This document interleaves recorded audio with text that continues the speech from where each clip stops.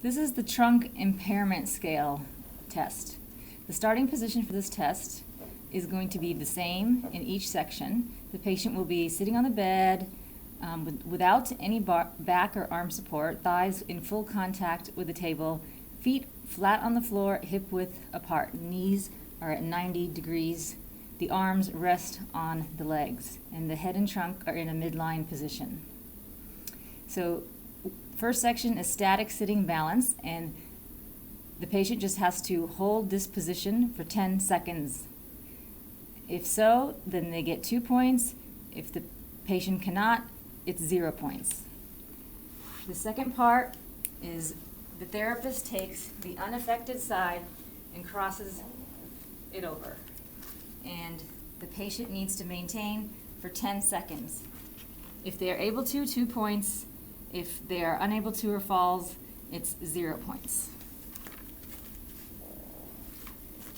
Now, this is repeated with the patient crossing with the other unaffected leg. Same way. If the patient is able to do this without trunk displacement or assistance, it's 3 points.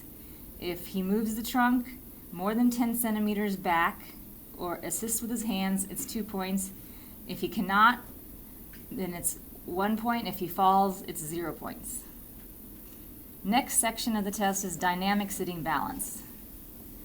So the patient is to lean over and touch the bed with the affected elbow. If the patient is able to do this, 1 point. If the patient falls or needs support or does not touch the table, it's 0 points. This part of the test is repeated again, and the scoring is the same. The third time, the patient is asked to repeat this, and again, if there's any compensation, then 0 points. If he's able to do it, 1 point. Now the same thing is repeated on the other side, the unaffected elbow. He leans over, and the criteria for scoring is the same. It's repeated a third time, and again, as long as no compensations are used, the patient receives 1 point, otherwise 0. Now the patient is instructed to lift the pelvis from the bed, starting with the hemiplegic side, the affected side. If he's able to do that, score of 1. If he does that appropriately, then it's 0. Then he returns to the starting position and repeats the same on the unaffected side. Again, points either 1 or 0. It's repeated a third time. 1 point if the patient does it again without any compensation, and 0 if there is any compensation. The third section of the test is coordination. So from the starting position, the patient is instructed to rotate the upper trunk 6 times so that each shoulder should be moved forward 3 times. Begin on the hemiplegic side.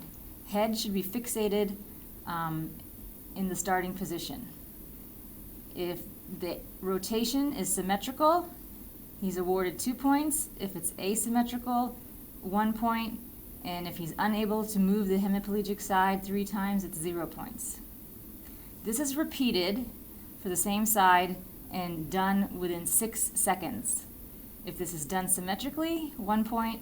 If not, 0 points.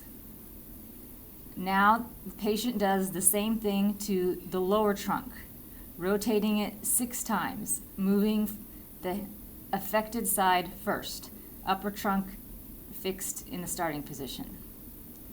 So if this is a symmetrical rotation, 2 points, asymmetrical, 1 point, unable to move it 3 times, 0 points. Then this same test is repeated and conducted within 6 seconds. 1 point for being symmetrical, 0 points for being asymmetrical. So the total trunk impairment scale has a possible of 23 points.